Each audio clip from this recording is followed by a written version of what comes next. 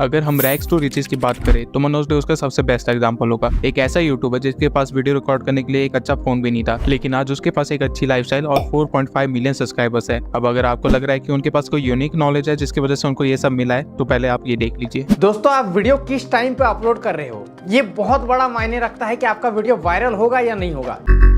चीज लिखा हुआ है रैंकिंग बाय व्यूज, और रैंकिंग बाय व्यूज में दोस्तों ये है 3 नंबर पे। तो इसी से रैंकिंग बनता है कि आपके पिछले 10 वीडियो का जो परफॉर्मेंस है, तो वो टाइमिंग के हिसाब से आपका वीडियो कैसा रैंक कर रहा है अभी वाला वीडियो। अब अगर आपके पास YouTube की हल्की सी भी नॉलेज है तो आपको समझ आ गया होगा कि इन्होंने जो कुछ भी बताया वो बिल्कुल भी सच नहीं है। और आपकी इन्फॉर्मेशन के लिए बता दूं, इनकी हर वीडियो में कुछ इसी तरह की नॉलेज होती है। सिर्फ इतना ही नहीं, इनके ऊपर ऑलरेडी इतनी सारी एक्सपोज वीडियोस बन चुकी है, लेकिन इनकी ग्रोथ फिर भी नहीं रुक रही। और लास्ट मंथ इन्होंने अपने चैनल पे 24 मिलियन व्यूज गेन किए हैं, जो कि इनके सारे कॉम्पिटिटर से काफी ज्यादा है। लेकिन फिर से सवाल आता है कैसे। इस वीडियो में मैं आपको 4 रीजंस बताने वाला हूं जो कि मनोज की सक्सेस का कारण बने, और इसमें से 4th रीजन सबसे इंपॉर्टेंट है, क्योंकि उसे देखने के बाद आप मनोज को एक बिल्कुल डिफरेंट वे में देखेंगे। तो सबसे पहला रीजन है फर्स्ट क्रिएटर बेनिफिट।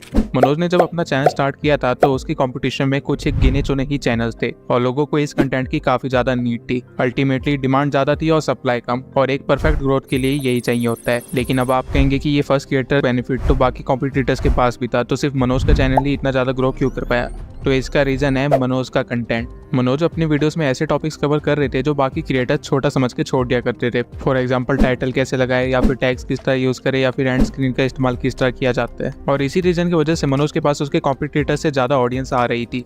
अब वो इन्फॉर्मेशन एक्चुअल में वर्क करे या ना करे, इससे कोई फर्क नहीं पड़ता था, क्योंकि उस टाइम की ऑडियंस को भी ज्यादा नॉलेज नहीं थी। वो जो भी देखते थे उसे सही मान लेते थे और फॉलो करने लग जाते थे, जिसकी वजह से मनोज की वीडियोस लगातार चलती रही। अब मनोज अपनी ऑडियंस को तो सेटिस्फाई रख रहे थे, लेकिन साथ ही साथ उनको यूट्यूब को भी सेटिस्फाई रखना था। और उन्होंने ये चीज भी की हमारे सेकंड पॉइंट को फॉलो करके, जो कि है कंसिस्टेंसी। मैं पर्सनली मनोज को 2019 से फॉलो करता हूँ, और मुझे उस टाइम पे कोई भी यूट्यूबर इतना कंसिस्टेंट नहीं मिला जितना मनोज था।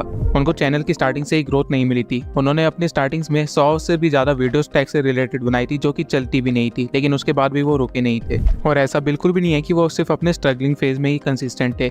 इवन दो उनका चैनल मोनेटाइज हो गया था और उनके पास 50K से भी ज्यादा सब्सक्राइबर्स थे, तभी वो दिन में कई बार 3 से 5 वीडियोस अपलोड कर दिया करते थे, जबकि उनके बाकी कॉम्पिटिटर्स ढीले पड़ गए थे। और इसी कंसिस्टेंसी के कारण उनका ब्रेक इवन पॉइंट भी बहुत जल्दी आया, जब उनकी एक video how I shoot my videos viral हो गई। अब ये हुआ कैसे, आइए थोड़ा डिटेल में समझते हैं। यूट्यूब को हर क्रिएटर से सिर्फ 2 ही चीजें चाहिए, जो कि है क्वांटिटी विद क्वालिटी। और एज अ क्रिएटर आपको सिर्फ 2 लोगों को ही सेटिस्फाई करना होता है, एक आपकी ऑडियंस और एक यूट्यूब को।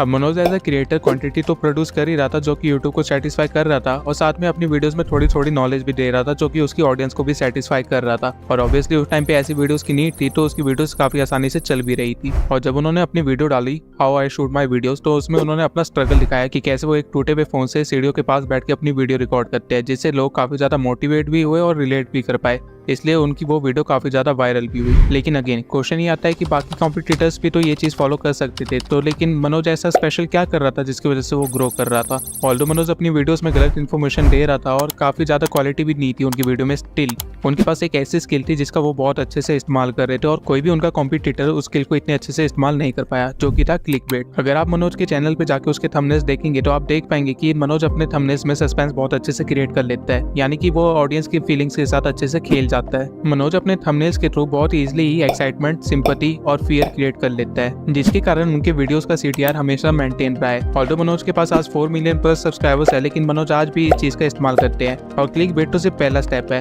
इसके साथ साथ मनोज एक बहुत अच्छे स्टोरी टेलर भी है। अब मनोज को पता था कि वो अपने थंबनेल्स के थ्रू अपने ऑडियंस से क्लिक तो करवा लेंगे, लेकिन वीडियो वायरल करने के लिए ऑडियंस रिटेंशन लगती है, और जिसके कारण लोगों को उनकी वीडियो ज्यादा देर तक देखनी पड़ेगी। तो मनोज अपनी वीडियो की स्टार्टिंग इस तरह करते थे जैसे वो उसी बारे में बात करने वाले हैं जो कि उन्होंने अपने थंबनेल में दिखाया है, लेकिन जैसे जैसे आप उनकी पूरी वीडियो देखते थे तो एक्चुअल में वीडियो के अंदर कुछ और ही चीज निकलती थी। फॉर एग्जांपल ये वीडियो ले लीजिए, 1000 सब्सक्राइबर्स एक दिन में हो जाते हैं। इस वीडियो के थंबनेल को देख के तो ऐसा लग रहा है कि मनोज कुछ ऐसी स्ट्रेटेजी बताने वाले जिससे हम एक दिन के अंदर 1000 सब्सक्राइबर्स गेन कर लेंगे। अब ये वीडियो 10 मिनट की थी, और लगभग 9 मिनट तक मनोज इसी तरह बात करते रहे जैसे वो कुछ बताने वाले जिससे एक दिन के अंदर 1000 सब्सक्राइबर्स गेन हो जाएंगे। लेकिन 9वें मिनट पे मनोज बताते हैं कि उनका चैनल अब इतना ज्यादा ग्रो हो चुका है कि उनको हर रोज 1000 सब्सक्राइबर्स इजिली गेन हो जाते हैं। और इसी तरह मनोज अपनी क्लिकबेट स्ट्रेटेजीज को और अपनी स्टोरी टेलिंग स्किल्स को काफी अच्छे से यूज करके अपनी वीडियोस को वायरल कर लेते हैं। उन्होंने लोगों की साइकोलॉजी को बहुत अच्छे से समझा और साथ में अपॉर्चुनिटी भी देखी कि किस तरह वो अपनी ऑडियंस को यूज कर सकते हैं। ऐसे बहुत ही कम यूट्यूबर्स है जो अपनी एक्चुअल ऑडियंस को पहचान पाते हैं और मनोज डे ने इसको बहुत अच्छे से पहचाना और उसका फायदा भी उठाया।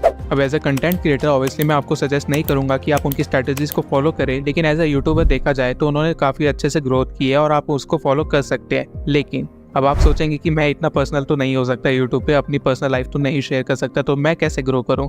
तो मैंने इसके लिए एक चैनल एनालिसिस पहले ही कर रखा है, आप जाके उसको देखिए और अपनी ग्रोथ को स्टार्ट कीजिए।